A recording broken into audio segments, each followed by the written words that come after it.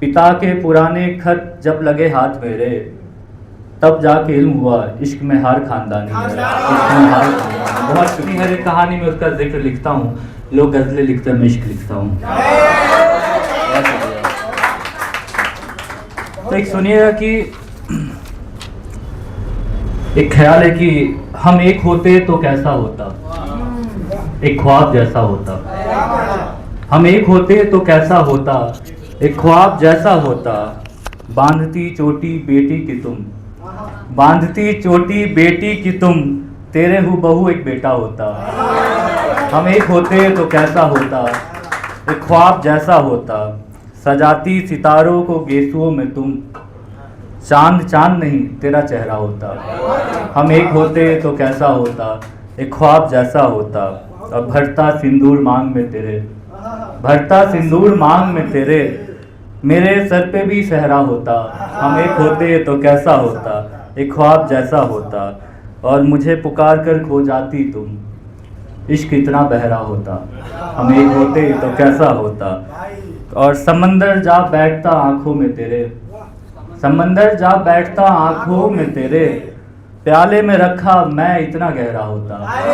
हम एक होते तो कैसा होता, एक ख्वाब जैसा होता। और इस शहर में जो मिला बिछड़ गया मुझसे, कोई सच तो मुझ जैसा होता। हम एक होते तो कैसा होता। बहुत शुक्रिया। एक छोटी सी कहानी है कि उस रोज कैफे में चाय से ज़्यादा ठंडी थी हमारी बातें, और मेज पर रखे 2 कप के बीचों बीच एक बूढ़ी होती हुई मोहब्बत थी। तुम सामने थी, मगर पहली बार ऐसा लगा कि तुम्हें देखने और तुम्हारे पास होने में काफी फर्क है। खिड़की के बाहर शाम धीरे धीरे उतर रही थी और भीतर हमारी कहानी। तुम कुछ कह रही थी, मैं कुछ सुन नहीं रहा था।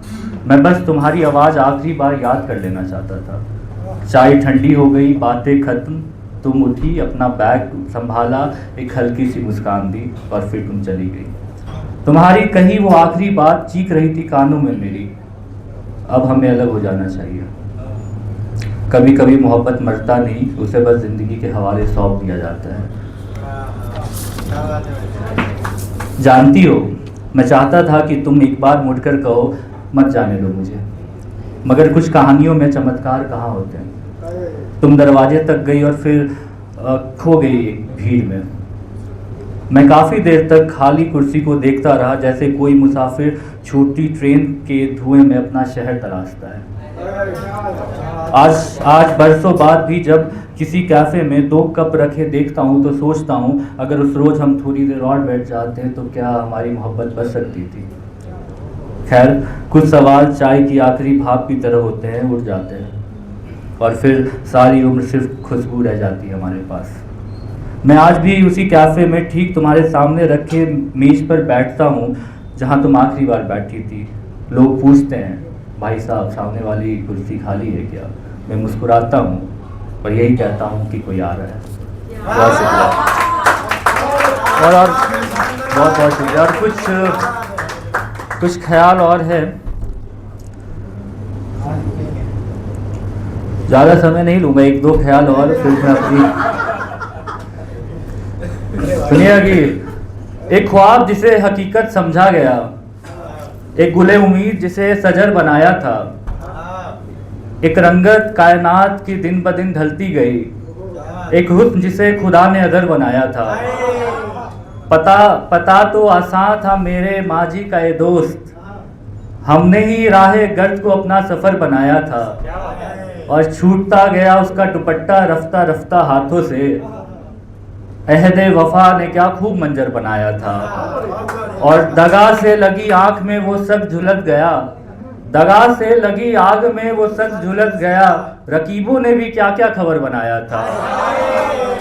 तेरे हिज्र में अब रोटी पे भी आफत है, तेरे कहने पे मैंने कमरे में दफ्तर बनवाया था, और क्यों ना उठे मुकर्रर मेरे एक एक शेर पर, उसने उन चश्मे सियाह को अपना बहर बनाया था।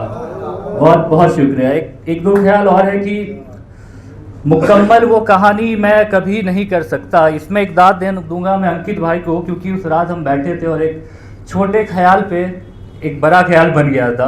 सुनिए कि मुकम्मल वो कहानी मैं कभी नहीं कर सकता, सही करने भी जाऊं तो सही नहीं कर सकता। कोई भी आए ठहरे यहाँ पर, इतनी सस्ती दिल की जमी नहीं कर सकता। इतने वक्त से बैठा हूँ इस तीरगी में, अब चाहूँ भी तो रोशनी नहीं कर सकता। और उसे मोहब्बत है तो आए बताकर, मैं किसी की भी पैरवी नहीं कर सकता। आखिरी मतलब कि इश्क में बदन को कूड़ेदता नया लड़का, इश्क में बदन को कूड़ेदता नया लड़का, गिटार बजा सकता लेकिन शायरी नहीं कर सकता। बहुत बहुत शुक्रिया। एक आखिरी ख्याल कि मेरे पास परी जो निशानी है वो पुरखों की मेहरबानी है। ताकि पुराने खत जब लगे हाथ मेरे, तब जाके इल्म हुआ इश्क में हर खानदानी है। इश्क में हर खानदानी। बहुत शुक्रिया, बहुत